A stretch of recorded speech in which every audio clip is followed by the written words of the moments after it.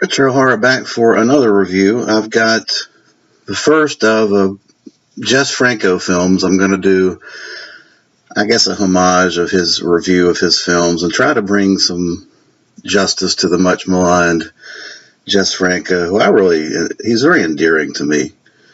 So I'm going to do my best to pay homage to him and maybe dispel some negative opinions of his that I think are to some extent unfair, and hopefully raise the awareness of his films and his legacy. He was a prolific director, and he did it a lot. He did it on a shoestring budget. He didn't have access to the funds that I think that he deservedly should have had in order to produce some quality films. But tonight's feature we're going to talk about, he actually did have access to great locations and funds. So, and it shows in the film as well.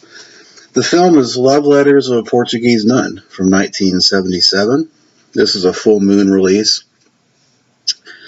It's part of a 13-film funding by Erwin Dietrich, a German producer that basically recognized Jess Franco's talent and gave him the funds and the wherewithal to produce the kind of films that I think can be readily appreciated by any audience.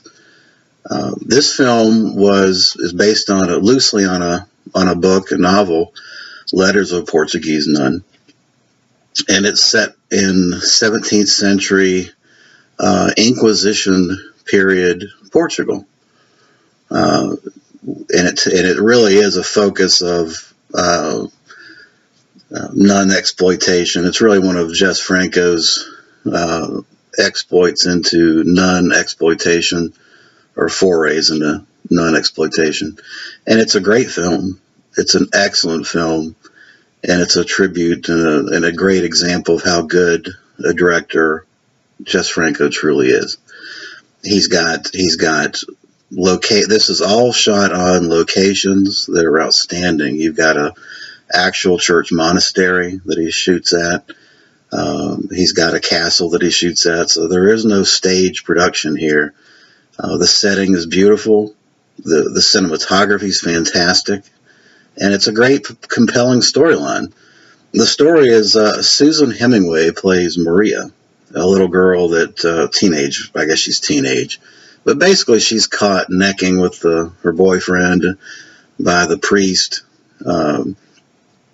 William Berger, I think, plays the kind of the creepy priest that catches her and decides that, she needs to be moved to a nunnery so she can get rid of all these sinful thoughts that she has. Well, it turns out that the nunnery is run by, including the priest, is run by far worse than necking with some boy. They get in all kind of depravity. And they essentially are Satan worshipers under the guise of being God's followers. The nuns worship Satan. They want to have Satan's baby. They have orgies with a guy that looks like kind of the devil, I guess. I mean, he's got hairy hands, and he's a guy named Fuchs that's in a number of German films. He's got he was in Mark of the Devil too, plays the devil rapist, if you will. So yeah, they basically deflower poor Maria, and then proceed to when she tries to get away from the monastery, and they try to get her killed, basically, and executed, as a witch. That's basically all back in Inquisition times, that was the best way to get rid of your enemies, your opponents of the church, or enemies in general, is to accuse them of witchery. And I mean, you can't disprove it. So a lot of people were burned at the stake, and they attempted to do so with poor Maria as well. This film does have all the normal Franco trappings. You get close-ups, crotch shots. You've got, as this scene would indicate, you've got women that are chained up and tortured and things like that. But it's not for the sake of purely for the sake of titillation or sexploitation. I think this is a statement film about the church and the Inquisition period and all the injustices that they did in the name of religion. It's a statement film about how church and religion can be abused and abuse society. And it's really kind of a Franco-esque type, anti-Franco fascism type film. And again, it's beautifully shot, great cinematography, compelling story. Everything you could possibly want in an exploitation film, or in this case, a non-exploitation film, that I thought was fantastic. So, yeah, Franco's Love Letters of a Portuguese Nun. And it turns out that this is one of his favorite films, according to his interview on this disc. This is a full moon release. It has a 15-minute interview with Jess Franco. It's also got interviews with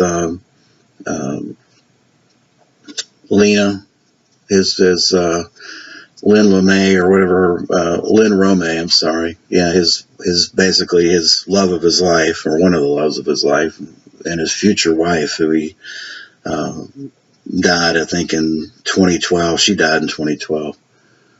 So yeah, it's great stuff, and I think the behind the scenes special features are very good. There's also about a 5-minute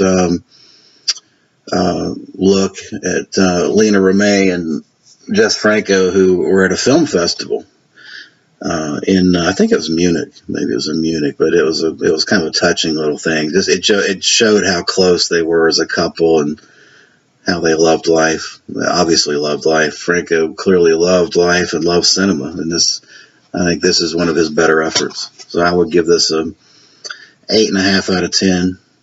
I think that's about right. Yep, Love Letters of a Portuguese Nun. If you're not sure about Jess Franco, or you're on the fence, give this a shot. Good nun exploitation, and I think you won't be disappointed.